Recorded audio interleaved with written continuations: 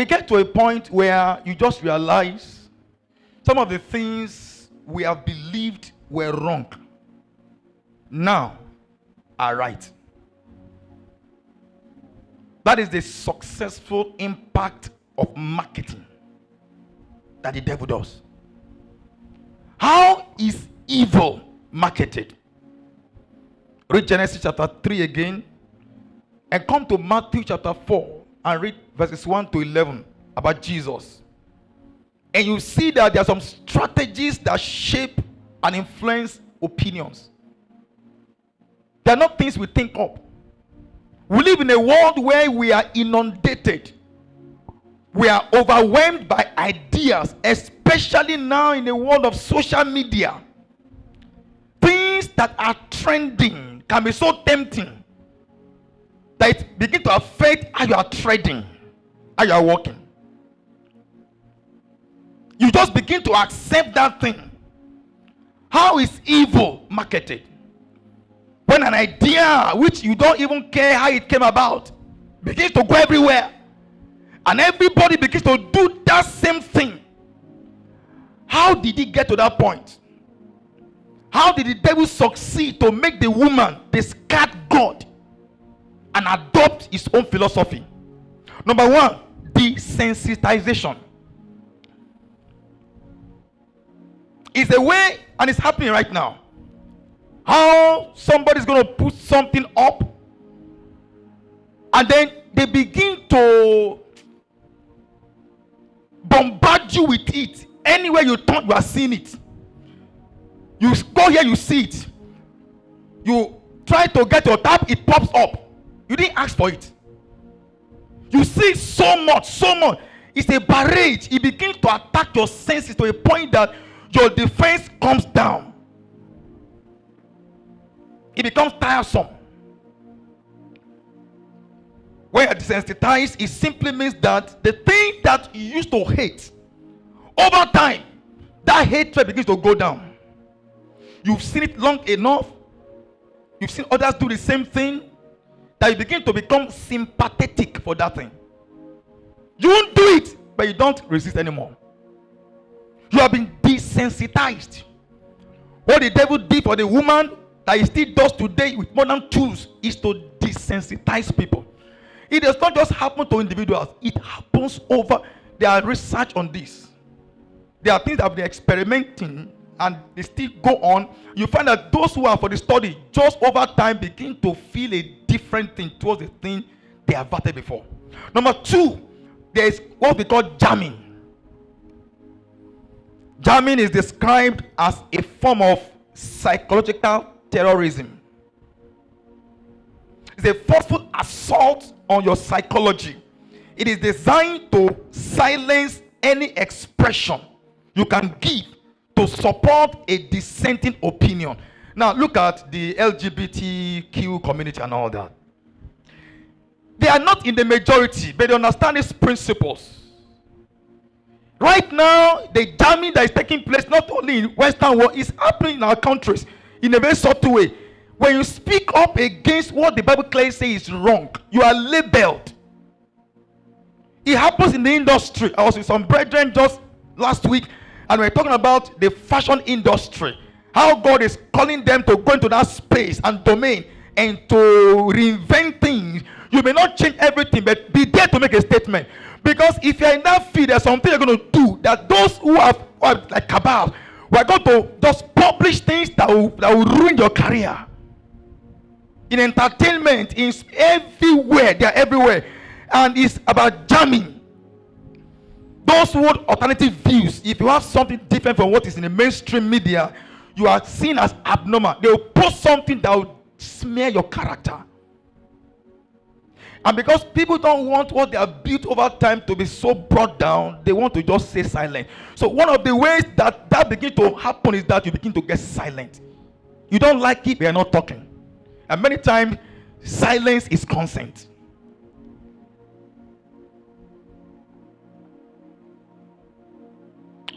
What happens over time is what they call conversion.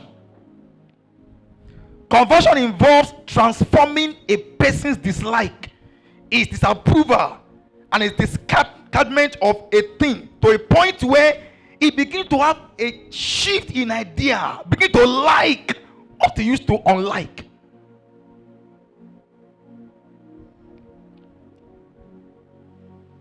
The communists understand this very well, how they do brainwashing.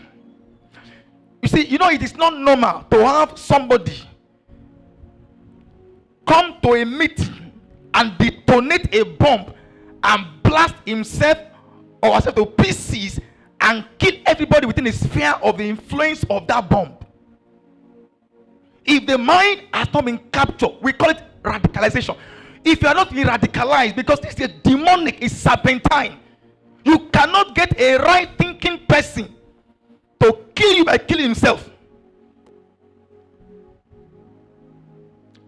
A conversion.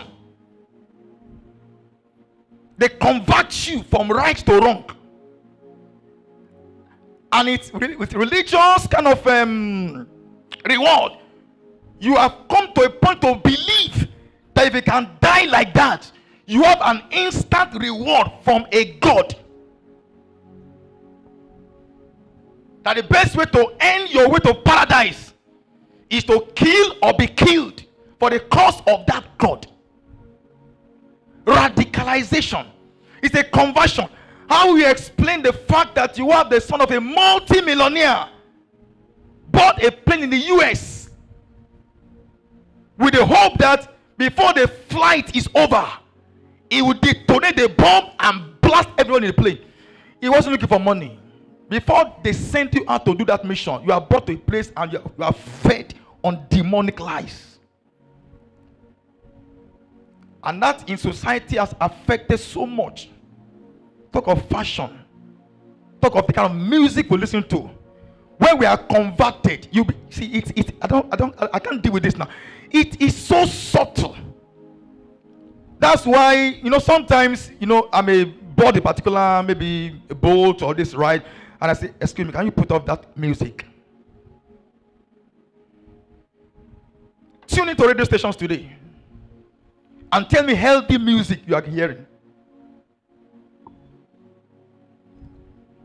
You are in my place now. It used to be a quiet place, but recently somebody just relocated to a place and came.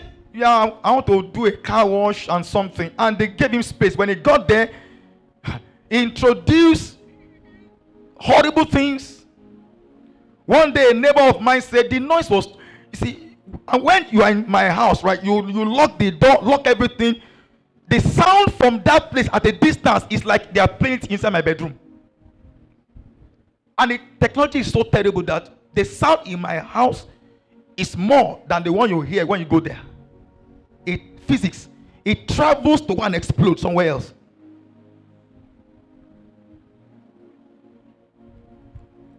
It's a way of bombarding you. My neighbor just want, this thing is too much. So he went there to go and tell them, reduce the volume. When they got there, he ran back. What they came to do was a kind of car wash and suya and all that, but it became a strip club. You may not go there, but look at your device. How do we have in our days a generation that is struggling like no other generation with masturbation, with pornography?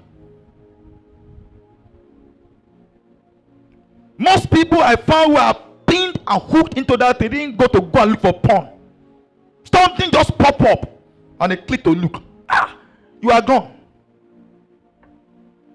When I saw, you can see without taking time to see more. And grace covers you. When you see that thing over time, what was horrible in the beginning begins to become honorable. And over time, when you are converted, you begin to fight exactly the opposite of what you knew was from God. That's how evil is marketed. And then, let me just say this before we pray. Celebrity endorsement is one of the strongest ways you can find people do something, because those they call stars and heroes and idols are into it. I was in that field of marketing communication.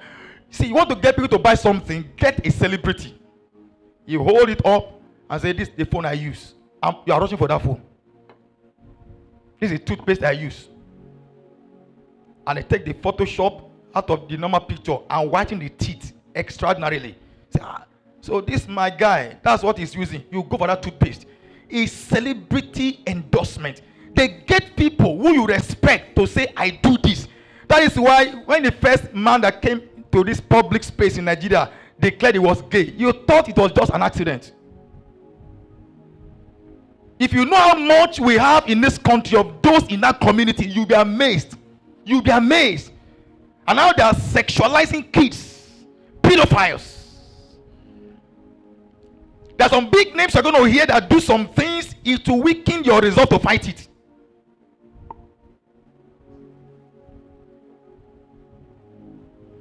How did Adam fall?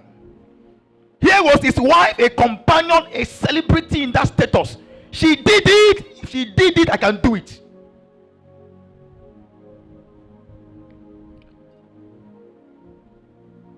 Then there's media mainstreaming. The news and entertainment media are a prime tool in the changing of minds and hearts with corresponding manners and acts. The tactics are clearly aided and cheered on by complicit media. You see, unpaid adverts just to support that thing. And because there are a lot we see, you hear.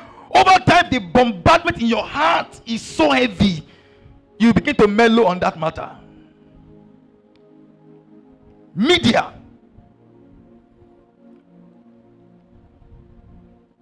And these are influences that are very heavy. Truth has been forgotten and discarded, and damning falsehood come. And it's not just worrisome because it happens in the world, but because with heartbreak, I announce that it happens behind pulpits.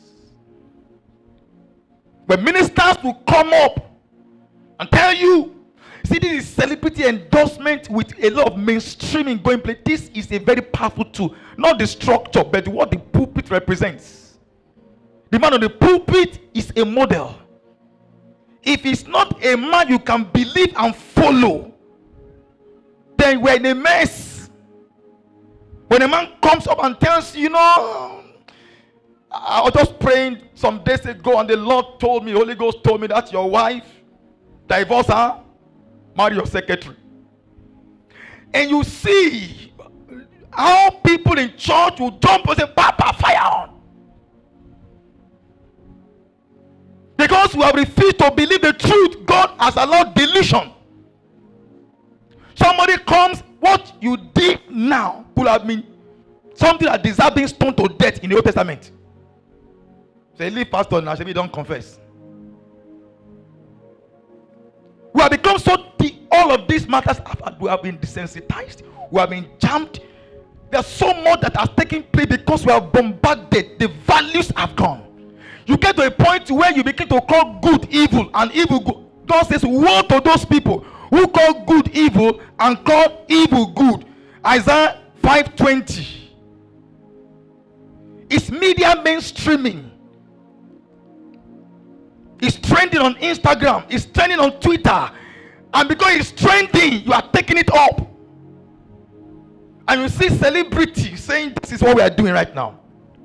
And you feel threatened, you feel intimidated because you are not connecting to what? Thou shalt not follow a multitude to do evil. I want to submit to you that the intelligence you carry cannot make you stand the experience of God's presence. If that intelligence is from God, you will look forward to the presence of God. Why did Adam and Eve run away? Their heart shifted. Proverbs 4:23 says, keep thy heart with all diligence, for out of it are the issues of life. Many times the allusion to heart in the Old Testament is not the heart that pumps blood, it's your mind. Guard your mind with all diligence, because if what flows from your mind is not issues of life, you become an agent of death.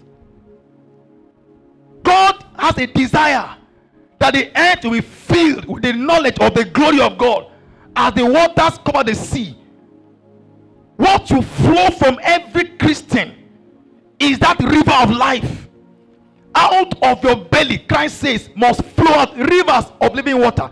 If we are in a situation, in societies where we are bought into the error of the devil, the serpentine oppression has affected our mind to the point that we look at Bible, we begin to question God. Why is God saying no to I want to do it? Is it about him or about you? Is it about your partner or about your maker? Let no man influence you. The serpent is still crawling about. He's still walking, he's still as subtle as ever, trying to pour venom into our mind through what we see, what we hear. Isaiah chapter 11 verse 9 said, they shall not hurt nor destroy in my holy mountain, because the earth shall be filled with the knowledge of the glory of God, as the waters cover the sea.